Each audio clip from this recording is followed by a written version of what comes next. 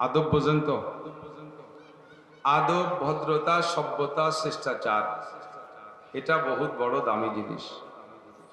যার কারণে হুজুর বলেন, এই আদব দামি হওয়ার কারণে আদ্দাবানী রব্বি, আমাকে আদব শিক্ষা দিয়েছেন স্বয়ং আমার আল্লাহ। একটু বলি সুবহানাল্লাহ। আদব দামি হওয়ার কারণে নবী আলাইহিস সালাম বলেন, আদব আমাকে শিক্ষা দিয়েছেন আমার আল্লাহ। তোমরা দুনিয়ায় বিভিন্ন জনের মত অনুসরণ করে চলো, তাদের আদব আদর্শ যার যার কায়দায় ভালো লাগে, সে সেটাকে বাস্তবায়ন করার জন্য যেভাবে পারো সেভাবে সে চেষ্টা করো। তো আমার আদবের উস্তাদ দুনিয়ার কোনো মানুষ না, আমার আদবের উস্তাদ স্বয়ং আল্লাহ। ফাহসানা তাদিবি, কাজে আমার আদব সবচাইতে ভালো আদব, সর্বশ্রেষ্ঠ আদব আমার আদব।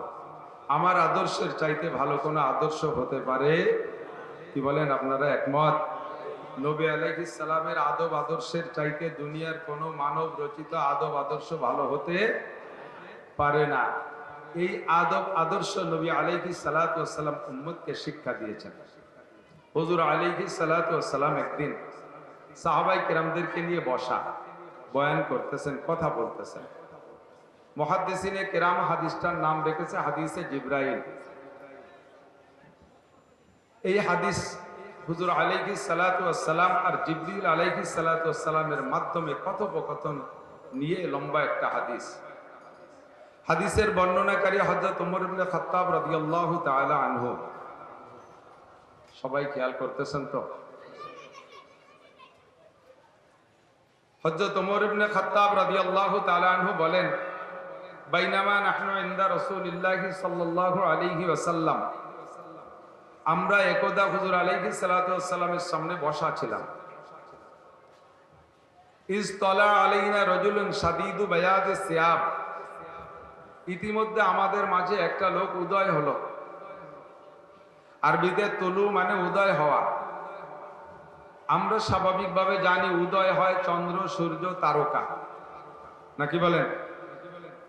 মানুষ আসলে আগমন হয়, মানুষের আগমন ঘটে। হযরত ওমর বলতেছেন, আমাদের মাঝে একটা লোক উদয় হলো। কেন বললেন? ওই চন্দ্র সূর্য উদয় হলে যেমন দুনিয়ার অন্ধকার কেটে আলো হয়ে যায়, এমনিতেই হুজুর আলাইহিস সালাতু ওয়াস সালামের উপস্থিতিতে মজলিসটা হুজুরের নুরানি চেহারার কারণে আলোকোজ্জ্বল ছিল। তথাপি ওই লোকটা আসার কারণে মনে হয় যেন মজলিসের আলো আরো বেড়ে গেল।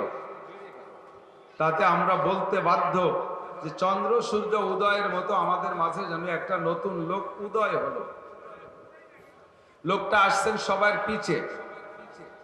আমরা যখন হুজুরের সামনে বসি তখন আমাদের বসার অবস্থা থাকতো এমন, নবী আলাইহিস সালাতু ওয়াস সালাম বসে বয়ান করতেন, খোলা মাঠ, ফাঁকা জায়গা। তো আমরা যার যার কায়দায় নিজ পরিমাণ মতো জায়গা নিয়ে বসতাম।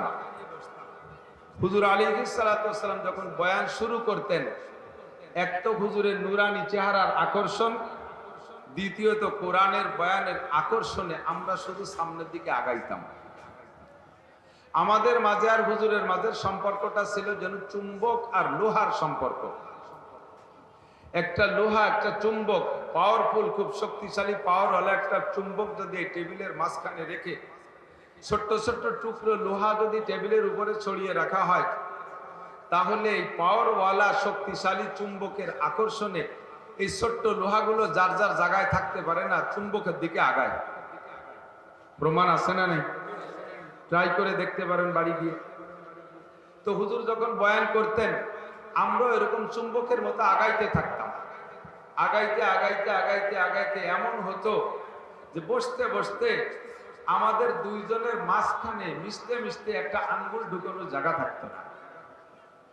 এভাবে আমরা গায়ে গায়ে মিশে বসতাম। তো বসতে বসতে এভাবে আমাদের বসা হয়ে গেছে। ইতিমধ্যে ওই নতুন লোকটা আগমন হলো, উনি পিছনে এসে দাঁড়াইলেন।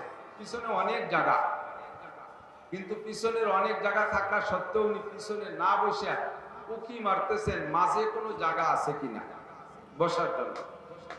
তো উকি মেরে দেখলেন মাঝে কোনো জায়গা নাই, আছে জায়গা। হুজুর আলাইহিস সালাতু ওয়াস সালাম বসছেন, আর সবচাইতে সামনে যে লোকটা বসা, সিদ্দিক আকবর আবু বকর দুইজনের মাঝখানে একজন মানুষ বসতে পারে এতটুকু জায়গা ফাঁকা আছে। লোকটা পিছন চৌকি মেরে দেখে মাঝখান দিয়ে ফাটতে ফাটতে ফাটতে ফাটতে আইসা ওই সামনের ওই জায়গাটা বসলেন। হযরত ওমর বলতেছেন হাত্তা জালাসা ইলা নবী সাল্লাল্লাহু আলাইহি ওয়াসাল্লাম, লোকটা আইসা হুজুর আলাইহিস সালাতু ওয়াস সালামের সামনে বসলেন। লা ইউরা আলাইহি আতারুস সফর ওয়ালা লা ইউরা আলাইহি আসারুস সফর ওয়ালা ইয়ারিফুহু মিন্না আহাদুন শাদীদু বায়াজিস সিয়াব ওয়া শাদীদু সাওয়াদিস শার। লোকটার বাস্তব অবস্থা ছিল এমন, লোকটাকে আমরা কেউ চিনি না। আমরা শামে ব্যবসা করি, সিরিয়ায় ব্যবসা করি, বিভিন্ন দেশে ব্যবসা করি, বাণিজ্যিক সূত্রে এলাকার ছোট বড় অনেককে আমরা চিনতাম, কিন্তু এই লোকটাকে কেউ আমরা চিনি না। তো যেহেতু লোকটাকে চিনি না, সেহেতু লোকটা মুসাফির। আমাদের আশেপাশে 50, 60, 100 কিলোমিটারের মধ্যে হলেও আমরা তাকে চিনি, আমাদের সামাজিকতার অবস্থায় আমরা তাকে চিনি। কিন্তু এই লোকটাকে চিনি না, তাতে বোঝা যায় যে সে 100 কিলোমিটারের দূরের মানুষ। আর শরীয়তের পরিভাষায় মুসাফির বলে আমাদের এখনকার ইংরেজি হিসাবে 78 কিলোমিটারের দূরের মানুষ। 78 কিলোমিটারের দূরের মানুষ যদি আসে তাহলে সে লোকটা মুসাফির। যেমন আমি আজকে মুসাফির, আমি 78 কিলোমিটারের দূরের থেকে আসছি। তো এই লোকটাকে আমরা কেউ চিনি না, অবশ্যই লোকটা মুসাফির। তো মুসাফির হলে তার ভিতরে কয়েকটা বৈশিষ্ট্য থাকে। একটা হলো লং জার্নি, সফর, মরুভূমির দেশে যদি সফর করে আসে তাহলে সাদা কাপড়, পরিষ্কার কাপড় পরে আসলে লম্বা সফরের কারণে কাপড় অতটা পরিষ্কার থাকে না, কাপড় ময়লা হয়ে যায়। আমি আমার গাড়িতে আসছি, গাড়ির ভিতরে বসে আসছি, কাপড়টা অনেক সুন্দর পরিষ্কার কাপড় পরে আসছি। সারাদিন গাড়িতে চলতে চলতে আমার গাড়িটা কাপড়টা অনেকটা ময়লা হয়ে গেছে। তো এই হিসেবে লোকটার কাপড় ময়লা হওয়ার কথা ছিল, কিন্তু কাপড় ময়লা না, শাদীদু বায়াজিস সিয়াব। গায়ের কাপড় এমন সাদা, জীবনও কোনোদিন এমন সাদা দেখিনি। মনে হয় যেন পাশে বাসা, ওখান থেকে নতুন কাপড় পরে বেরিয়ে আসছে। আবার মরুভূমির দেশে এভাবে একা একা হেঁটে আসলে বা ঘোড়ার পিঠে আসলে, খালিভাবে হেঁটে আসলে তার চুলের ভিতরে ধুলো বালু ঢুকবে, বাতাসে উড়বে, আউলো কেশ বাউল বেশ হয়ে যাবে, চুল এলোমেলো হয়ে যাবে, চুলের মধ্যে ধুলো বালু দেখা যাবে। তাও না, শাদীদু সাওয়াদিস শার, মাথার চুল একেবারে কুচকুচে মিচমিচে কালো। মনে হয় যেন পাশে কোথাও বাসা হবে, নতুন করে গোসল করে মাথায় তেল লাগাইয়া চিরুনি করে আসছে, এত সুন্দর চকচকে কালো চুল। আবার কেউ তাকে চিনি না। মুসাফির হলে হাতে একটা ব্যাগ থাকবে। মুসাফির যারা দূরে যায় কিছু একটা ব্যাগ থাকে, তার কিছু সরু সামান থাকে, হাতে কোনো ব্যাগও নেই। একদিকে সে মুসাফির, আমরা তারে চিনি না, অপরদিকে মুসাফির হিসেবে কোনো আলামত নাই। এই অপরিচিত লোকটা পিছনে জায়গা পাইছে, সেখানে বসবে, অথচ তা না বসে মাঝখানে মজলিসটা ফাড়তে ফাড়তে আইসা নবী আলাইহিস সালাতু ওয়াস সালামের মাঝখানে একটা সিট খালি আছে, এই খালি সিটটা দখল করে বসলেন। সবচেয়ে নিকটে বসা ছিলেন আবু বকর আর হুজুর, এই মাঝখানে একটা সিটে বসলেন। বসার অ্যাটেনশনটা কেমন ছিল? হাত্তা জালাসা ইলা নবী সাল্লাল্লাহু আলাইহি সাল্লাম ফাআসনাদা রুকবাতাইহি ইলা রুকবাতাইহি।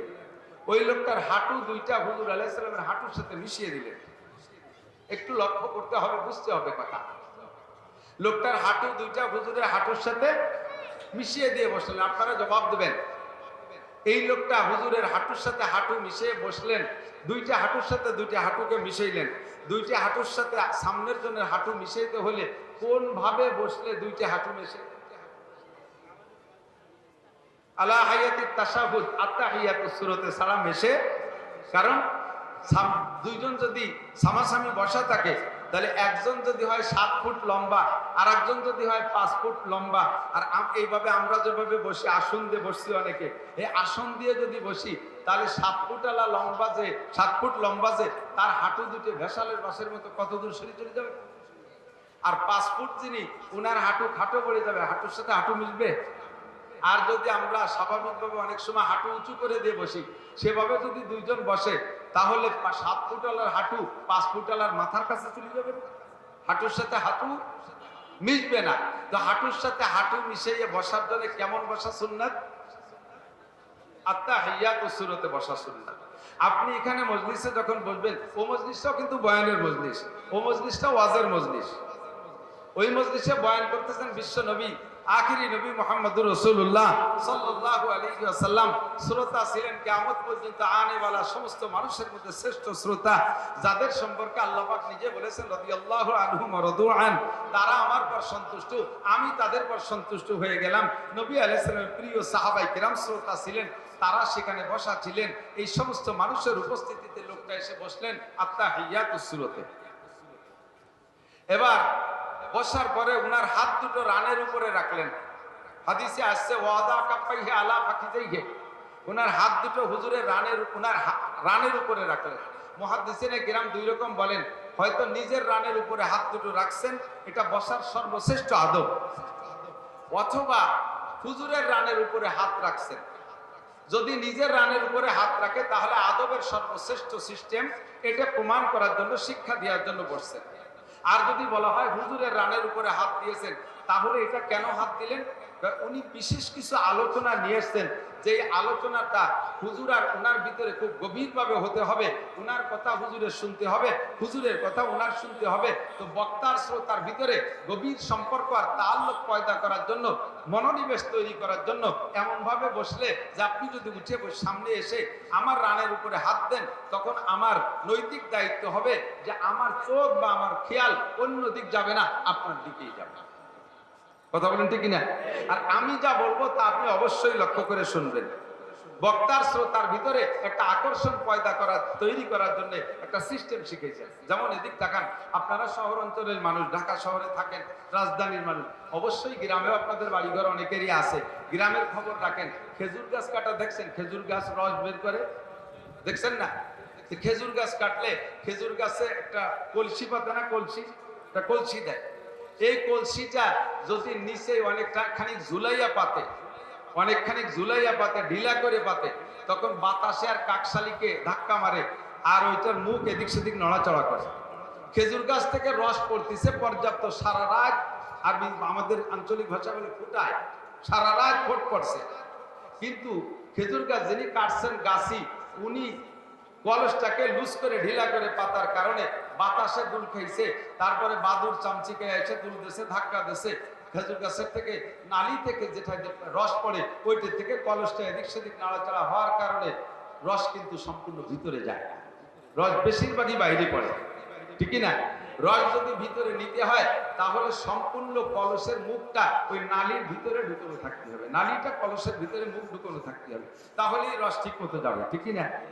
তো খেজুর গাছের থেকে যেমন রস ঠিলের মধ্যে পড়ার জন্য টাইট করে কলস পাতা লাগে, বক্তারা একটা খেজুর গাছ, মুখ একটা নালি, কুরআন হাদিসের রস পড়বে, শ্রোতারা ঠিলের মতো, কলসের মতো, এটা যদি টাইট করে পাতা থাকে তাহলে রসটুক ভিতরে পড়বে। নইলে কাকশালিকে ঠেলা ধাক্কা মারবে। কাকশালিকের তো অভাব নাই, মিস্টার ইবলিস ফাঁকে ফাঁকে ঘুরতেছে। আজকে মাহফিল থেকে লাখ লাখ সেলা সামুন্ডা ছেড়ে দিতেছে। গানের মাহফিলে শয়তান যায় না, জারি যাত্রা, কলসা, গাজের গান, কোন যাত্রা মাহফিলে শয়তান যায় না, কারণ ও জায়গায় শয়তানে একবার স্টার্ট দিয়ে ছেড়ে দিয়েছে, কাজ চলতে তালিয়ে আছে, ওখানে আর তার বিরক্ত করা লাগে না। কিন্তু এই জায়গা প্রত্যেকটা মানুষের সাথে সাথে দুই একজন থাকতে পারে কি পারে না? আমার আপনার মনটাকে, আমার আপনার এই শ্রোতার কলসটাকে, মুখটা এদিক নেবে ওদিক নেবে, মাঝে মাঝে বলবে চল একটু ফোন করে আসি, চল একটু চা খেয়ে আসি, চানাচুর খেয়ে আসি, এইভাবে ঠেলা ধাক্কা দিয়ে রস ভিতরে ঢুকতে দেবে না, যাতে বক্তার মুখের রসটা শ্রোতার ভিতরে পরিপূর্ণ ঢোকে। এই বসার পদ্ধতিটা ওই ভদ্রলোক এসে সামনে বসে শিখিয়েছে। হুজুর আলাইহিস সালামের রানের উপরে হাত দিয়েছে যাতে বক্তা শ্রোতা সরাসরি মুখোমুখি হয়। এইভাবে বসানোর পরে এরপরে লোকটা জিজ্ঞেস করতেছে, চারটে জিজ্ঞাসা। আমি সংক্ষেপে শুধু চারটে জিজ্ঞাসার কথা বলে শেষ করে দেব, তার আগে বলতে চাইছি সেই কথাটা। এক নম্বরের প্রশ্ন হলো, ওই লোকটা এসে জিজ্ঞেস করতেছে, ইয়া মুহাম্মদ আকবিরনি আনিল ঈমান, হে মুহাম্মদ আমাকে ঈমান শিখিয়ে দেন তো, ঈমান কি জিনিস? যেই ভদ্রলোক ঈমান সম্পর্কে জিজ্ঞাসা করতেছেন হুজুরের কাছে, ওই ভদ্রলোক এমনই ব্যক্তি যার কাছ থেকে 1 লক্ষ 2 লক্ষ 2.5 লক্ষ 3 লক্ষ নবী রাসূলরা ঈমান শিখেছেন। প্রত্যেক নবী রাসূলরা ঈমানের দাওয়াত দিয়েছেন ওই লোকটার কাছ থেকে ঈমান শিখে। তাহলে ওই লোকটা কত বড় আলেম, 104 খানা আসমানি কিতাবের হাফেজ, এত বড় শিক্ষিত হইয়া সমস্ত নবী রাসূলদের কাছে বার্তা বহন করে নিয়েছেন। এই লোকটা নবী আলাইহিস সালামের কাছে ঈমান জিজ্ঞেস করতেছেন, উনি ঈমান জানে কি জানে না? জিজ্ঞাসা কেন করতেছেন? জিজ্ঞাসাটা জাস্ট এজন্যই করতেছেন যে উম্মত ওখানে যারা বসা আছে তারা যাতে রসুলের কাছে জিজ্ঞাসাটা কিভাবে করতে হয় এই জিজ্ঞাসার পদ্ধতিটা প্রশিক্ষণ দেওয়া।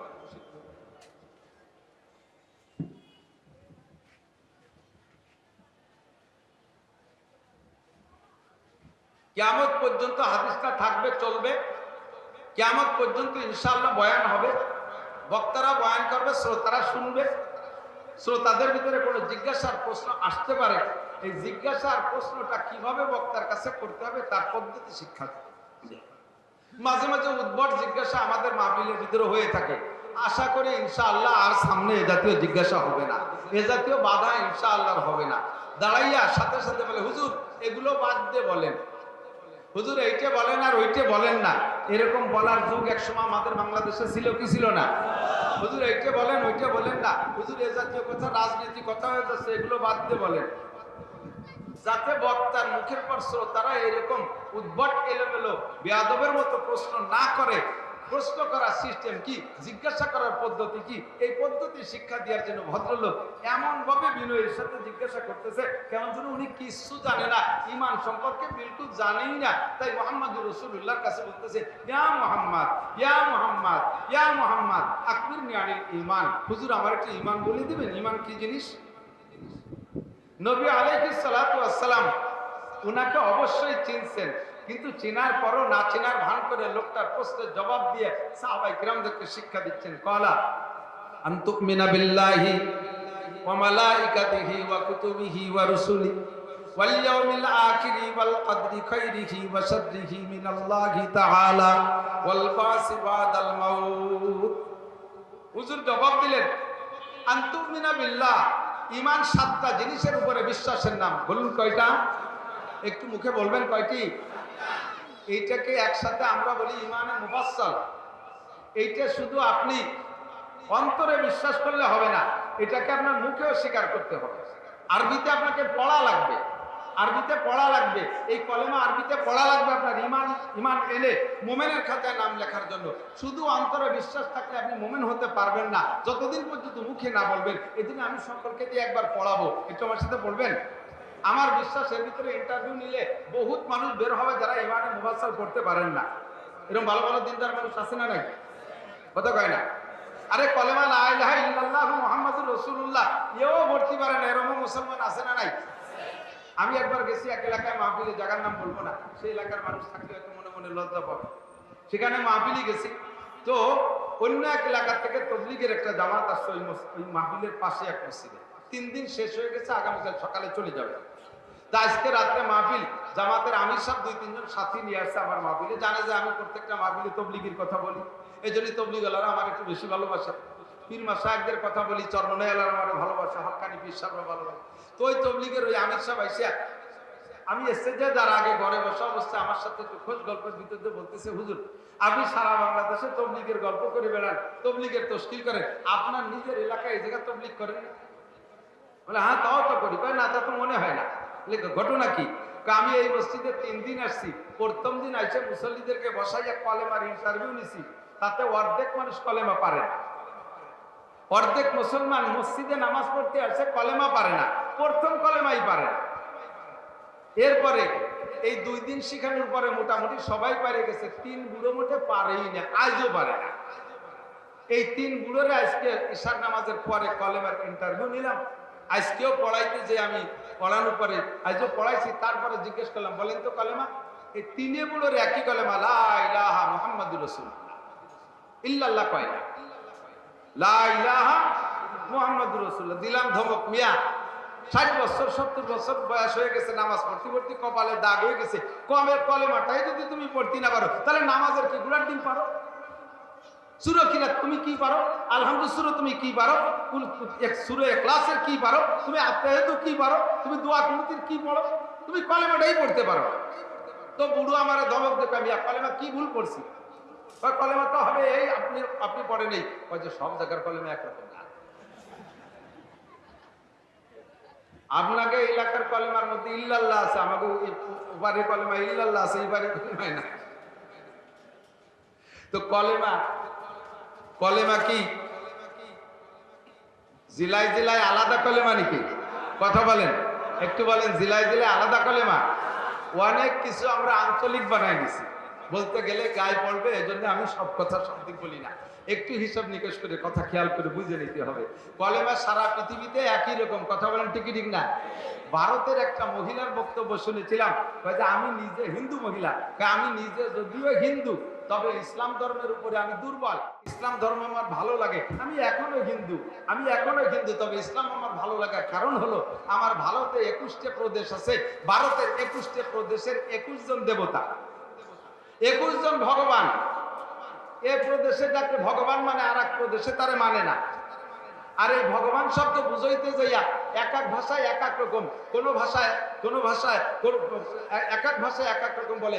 আমরা ভগবান বলি, আর একজনরা আর একটা বলে, আর একজনরা আর একটা বলে। এই সব মিলিয়ে দেখলাম আমাদের এই হিন্দু ধর্মের ভিতরে সবচাইতে জগা খিচুড়ি। অথচ ইসলামের ভিতরে দেখি বাংলাদেশের মুসলমানদের সৃষ্টিকর্তাও তারা বলে, ধরে বলেন কি? আমেরিকার মুসলমানদের সৃষ্টিকর্তার নাম কি? জাপানের মুসলমানদের সৃষ্টিকর্তার নাম কি? উনি প্রায় 100টা দেশের নাম বললো। সারা পৃথিবীর মুসলমানরা এক আল্লাহ বিশ্বাসী, তাদের কলেমা লা ইলাহা ইল্লাল্লাহ মুহাম্মাদুর রাসূলুল্লাহ। আল্লাহ ছাড়া কোনো মাবুদ, জোরে বলেন, আসতে বলেন কেন? ভয় পাওয়ার দিন শেষ। কথা বলেন ঠিক ঠিক না? আল্লাহ ছাড়া কোনো মাবুদ। আর নবী, শেষ নবীর নাম কি?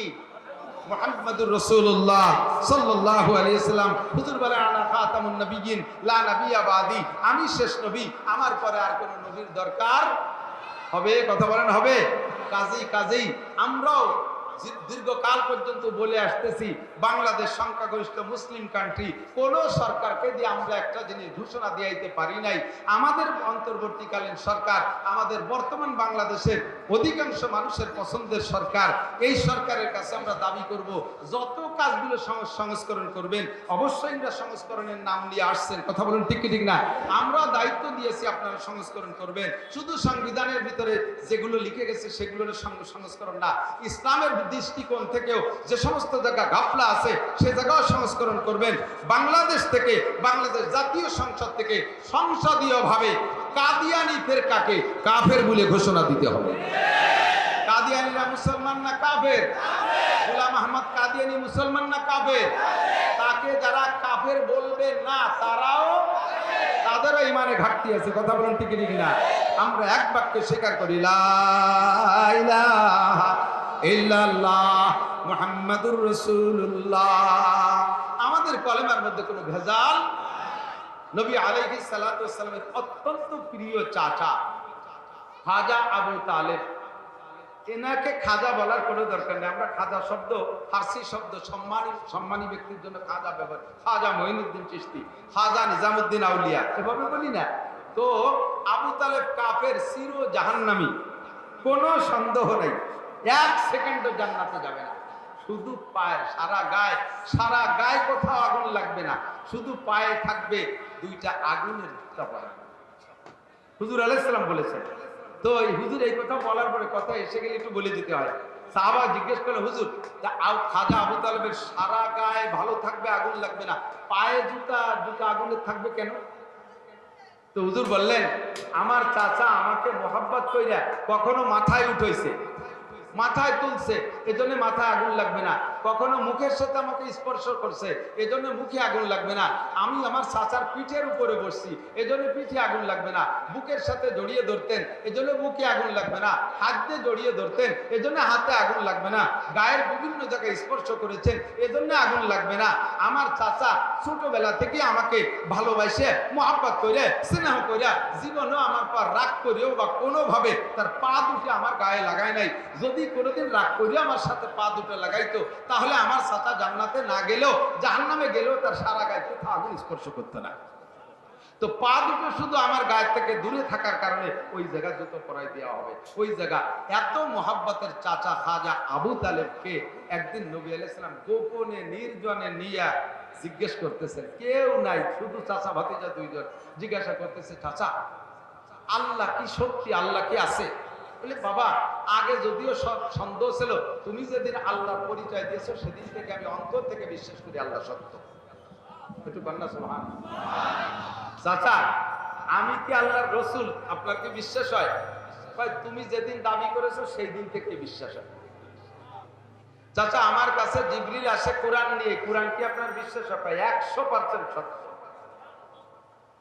চাচা আগের নবী রসুলরা অমুক অমুক নবী রসুল ছিলেন, এটা কি বিশ্বাস হয়? বিলকুল কোনো সন্দেহ নাই, আমি তো জানতাম না, তুমি বলছো, বলার পরে পূর্ণ বিশ্বাস। চাচা দুনিয়াটা ধ্বংস হয়ে যাবে, এটা কি বিশ্বাস হয়? কয় যে 100% বিশ্বাস হয়। চাচা যা কিছু ঘটে আল্লাহর পক্ষ থেকে সিদ্ধান্ত অনুযায়ী, এর নাম তকদির, এটা কি বিশ্বাস হয়? কয় কোনো সন্দেহ নাই, আল্লাহর পক্ষ থেকেই হয়। চাচা খাজা আবু তালেব বলছেন বিশ্বাস হয়, তাহলে আবু তালেব মোমেন হয়ে গেছে না? এবার হুজুর বললেন চাচা এই কথাগুলোকে আপনি লোক সমীক্ষে মানুষের সামনে একটু স্বীকৃতির ভাষায় বলবেন, আমানতু বিল্লাহি ওয়া মালাইকাতিহি ওয়া কুতুবিহি ওয়া রুসুলিহি ওয়াল ইয়াউমিল আখিরি ওয়াল কদরি খাইরিহি ওয়া শাররিহি মিনাল্লাহি তাআলা ওয়াল বাসি বাদাল মাউত। এই কথাটা একটু মানুষের মধ্যে বলবেন, তাতেই আমি পারবো আল্লাহর সাথে যা করার করে উঠতে। খাজা আবু তালেব কয় ভাতিজা তোমার সব বিশ্বাস করি, কিন্তু স্বীকৃতি দিতে পারবো না, স্বীকৃতি দিতে পারবো না, এই কলেমাটা পড়তে পারবো না।